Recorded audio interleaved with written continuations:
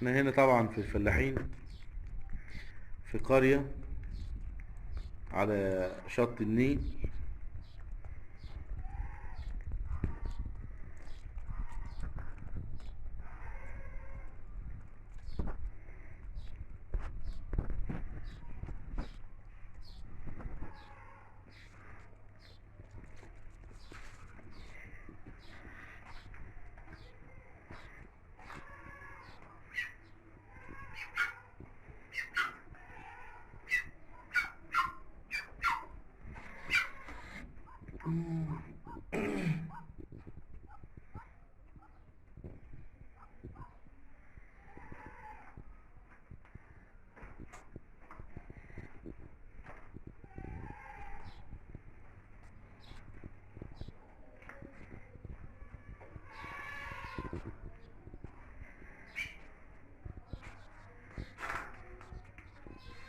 في البطة دي خايفة على الايه، على البيض بتاعها.